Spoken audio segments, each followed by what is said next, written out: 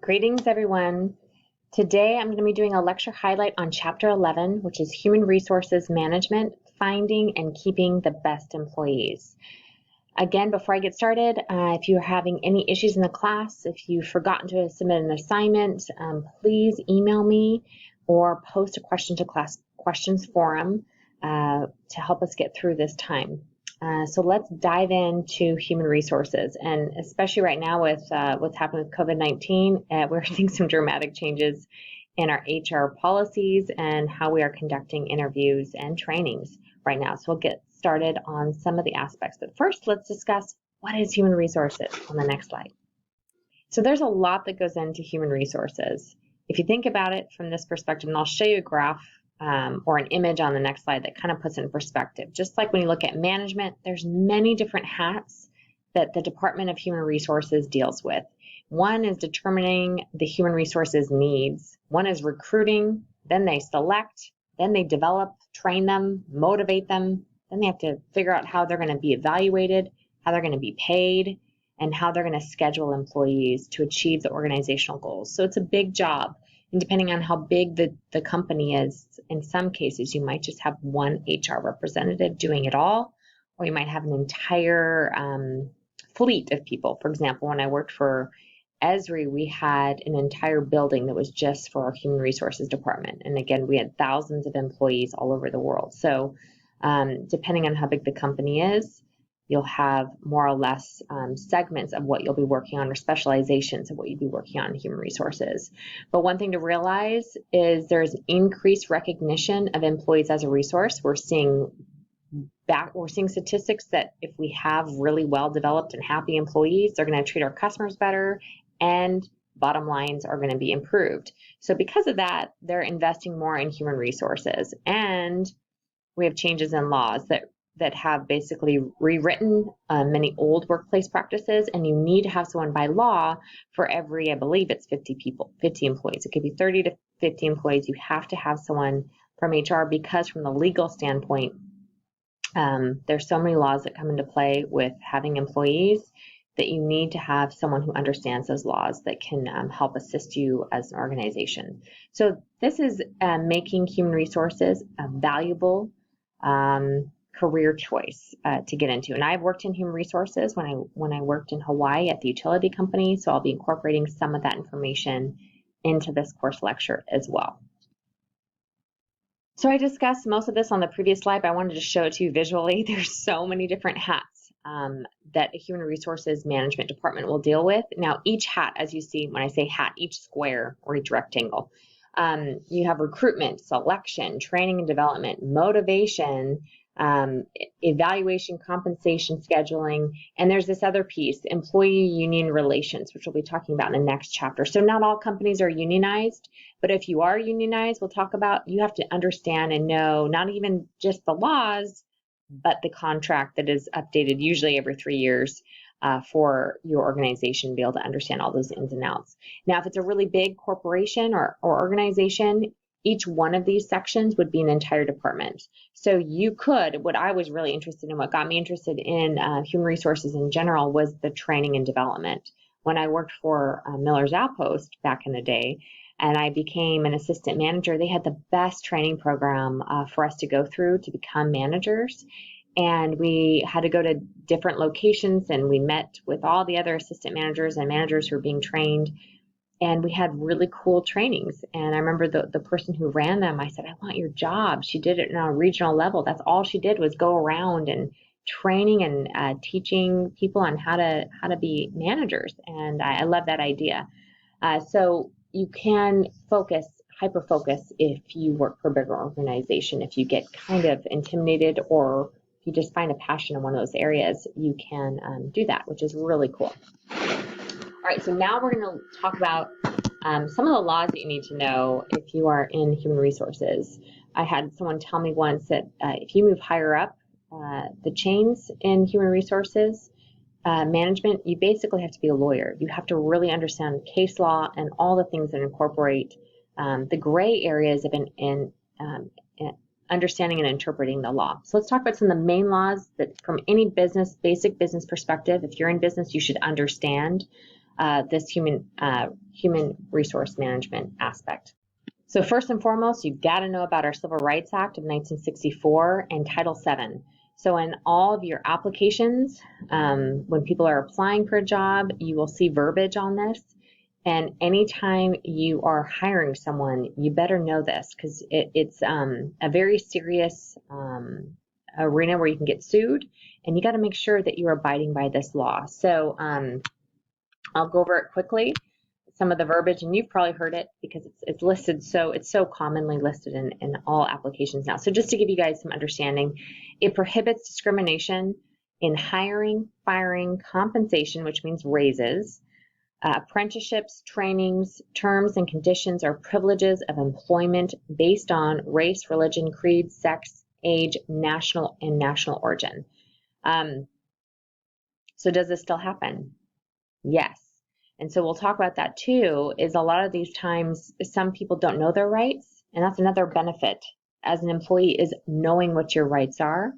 And in this case, if any one of these are impeded on, if that's, let's say if it's even for a raise, or especially if you're getting hired in a certain location, in all those aspects is to know that you have to keep these things in mind. So what we have to do currently is I believe it's every year or every 2 years, we have to go through training. And your employees, you want to train, especially your hiring managers, is give these basics that we're talking about in a training module that they have to take before they do any types of, they get into any kind of management. Because with management, you're doing promotions, you're doing all these types of things to understand that. So let's talk about the next big one.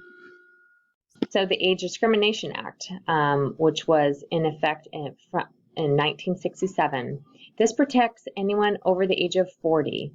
And why would you think someone over the age of 40 would have discrimination? So think of it from a bottom line perspective. When you're starting an organization, you're young, you're out of college, you are the lowest paid individuals in the workforce. And as you have worked for a company for 20 years, you're getting older, you get pay raises every 6 to 12 months, you're the highest paid. And it's usually when you hit about 40, when you hit this peak of the pay scale. So when a manager comes in, they look at the payroll and they say, hey, let's just cut our people who've been here the longest and bring in new, younger people fresh out of college, and we'll pay them the base rate. And you can save a lot of money that way. So understanding that is some of these aspects have come into play. So again, it's the protection from employment and workplace discrimination in hiring, firing, promotions, layoffs, which is really the area that we see this a lot, compensation, benefits, job assignments, and training. And also, when you're in this 40 and over category, it's sometimes harder to find a job. So this Age Discrimination Act is in place to protect those people. Does this still happen? Yes. And so what we usually do in class is have a group activity after we've gone through some of these laws and say, do you know anyone, or have you ever known anyone who has been discriminated in these aspects? And it's surprising how much this happens.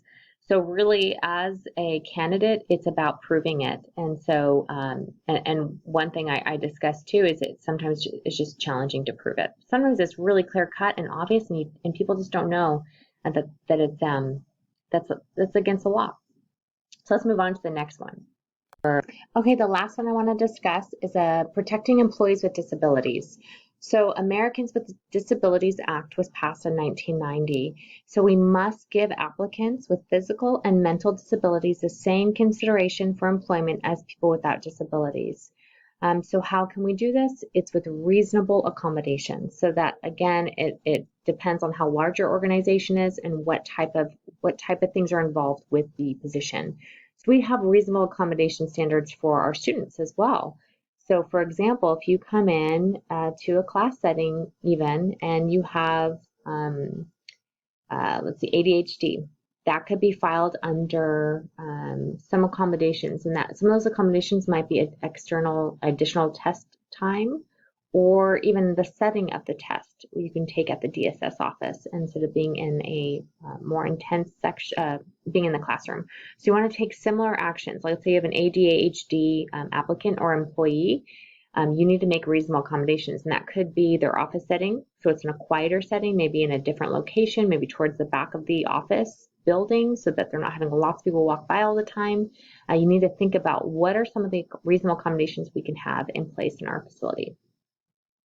So now moving on past knowing the law is now looking at how to analyze a job, how to create a job description, and then look at job specifications. So for every job, you need to have a unique job analysis where you study what the employees actually do within the various job titles. And then you can create that job description, which is the summary of objectives of a job. This is what you're going to read when you go to apply for a job. It's the type of work, the responsibilities, the duties, the working conditions, and the relationships to other jobs. Then you can create the minimum qualifications, whether they need a certain level of education, prior work experience, and other aspects that we call those minimum qualifications you're looking for. They must be tied to the job description, which is where a lot of companies can get into trouble if they have minimum quals that are same across the board, no matter what the job is. And in some cases, it's just cheaper. So when I worked at the utility company, I was going to be working in an office setting, but one of my job specifications or minimum qualifications was that I needed to lift 30 pounds because the majority of their employees were out in the field needing to lift that type of equipment. But for someone like me, my job description was different. I was never going to be inside. I was in an office setting. So those are things you got to be careful of. It does take more time, but you want to make sure that you're not going to be able to be sued, or you're not eliminating people that would be great at one job, but have job specifications that are really for another one. So now you got to go out and attract the candidates to your company. So some of the ways we could do this is external sources and internal sources. The external sources are basically you put it in newspapers, you do it in public forums, you go to colleges, job fairs, etc. And then you have those internal sources, which are really valuable because people are already in the organization, they understand it, which is our transfers, people coming from one location to another, promotions, which are excellent because they understand what the job is below them. You have employee recommendations. They already understand what it's like to work there. And so they're pre-screening in a way, people that they're recommending. Those are really valid sources. And that's actually where bulk of things come from. But you always want to look for external sources too, because it keeps the ideas fresh. People are coming from other organizations. They've learned core competencies from different organizations, and they can bring those strategies to your company. So you don't want to just get stuck in with the same people, because you want to have those new ideas coming in as well. Okay, so the steps in the selection process, the first one is to get the complete application forms. One of the big hurdles that people get stuck on are how tedious some of these application processes are, so they don't necessarily put all the attention to detail in it because it's tedious. But I'll tell you, it's one way for us to quickly look through a large population. Like let's say we have 100 applicants or hundreds of applicants. If there's one error on the application or they don't fill something out, it's really easy for us to just put that one aside and not even take the time to review it. So anything that we can look at, as long as we do it across the board, we can. So if there's one error, we can eliminate that person from even being looked at any further before we even look at the resume, before we even look at the cover letter. So make sure to take your time on those, because I know so many people, so many hiring managers that are sticklers for the details in how you fill out the application. And you think, what does that have to do with the job? Well, how you follow directions says a lot. So yes, it's tedious, but I highly recommend taking the time to fill it out correctly. Then you have your initial and potentially follow-up interviews. Then you give employees the employment tests that have to be tied to that position or that job description. And then you conduct background investigations depending on what they are. In the organization I worked for, we went as far back as looking at your speeding tickets. If you had so many speeding or any type of traffic violations or anything on your record, we would disqualify many people if they had 2 or more in the last year. So those are types of things, again, as long as we can tie it. We had a lot of our employees that would have to drive. And so that was something that we looked at. And then obtaining results from physical exams, and then establishing a probationary period, which is usually 90 days or 3 months, because we can only tell so much from how you portray yourself in your interview, which really time tells. And in 90 days, we can probably get a good idea if you understand the job or if what you said in the interview and on your resume was actually accurate. So the next thing I want to talk about is our flexible scheduling plans, which are so vital right now in our COVID-19 working situations, where we have, in some cases, in a regular stance, you have flex time plans, which you can choose your hours as long as you work your 40 hours. So you can do, you can come in earlier, you can come in later, and I'll show you a graph of, or an image of that to give you a better idea. We have compressed work weeks where you work 40 hours but in a fewer number of days, and then job sharing, which we have in some of our positions where we have 2 part-time people. They actually share the same office, and we don't have to, we can either see how they are in a test trial and then hire 1 full-time, or just continue on with 2 part-time people in that position. So there's so much more flexibility, and right now people are getting forced into flexibility, which I'll show you some of the resources we're using, like this one, Screencast-O-Matic, for this. Many of you are in Zoom sessions. We're doing all of our hiring right now, we're doing through Zoom, which completely changes the playing field for candidates. So if you aren't comfortable with technology, it's really gonna impede on people who are looking for jobs right now. So if you can have a good background, be able to present yourself professionally in a Zoom setting, you're gonna set yourself up for success and finding jobs right now during this time. So it's really fast changes that what's going to help you if you can get comfortable with that technology now. So let me just show you a graph on a flex time chart. Okay, so if you see, you have some core times that you need to be on in the workplace. Let's say if there's for meetings or if customers are coming in, but you can come in earlier. You can come in as early as 6:30 in the morning on some days. And you can leave much earlier or stay as late as 6:30. And this can give people flexibility. As we know, people have parents that they're taking care of, they have kids. We have to be more aware that people need a work-life balance. And these are some of the ways that we can put some flexibility into our how we set up an organization. So home-based work has been a trend that has actually been on the rise, and now it's skyrocketed with COVID-19. But we were in the millions of people already working from home, and 12% of U.S. businesses already had used some level of home-based work. And many people are able to work a big percentage of their time, like 60% of their time at home. So this really helps again with that work-life balance. You could be home with the kids, which is really hard. Many of you are realizing this now. It's hard for me at home with our 2 young kids, is finding that space so that you are able to separate your family from your work. And that's, again, you might be hearing some kids in the background because it is challenging to do, but it's possible. So we're seeing this now, people are being forced into it, and then it might stay afterwards because there's so much efficiency with having your workforce work partially from home. It's a controversial issue. Some people think that it's less effective, but it's definitely something that we are going to see things change dramatically because we are all forced into this, that we're going to see if it is efficient, we're going to see some changes stay. So there's lots of different tools that we're seeing that are helping us work from home. We have Google Apps where you can work on documents simultaneously with people. Zoom, which is skyrocketed. It's the #1 way that people are now communicating in business, holding meetings, just touching base, holding hiring, having lectures.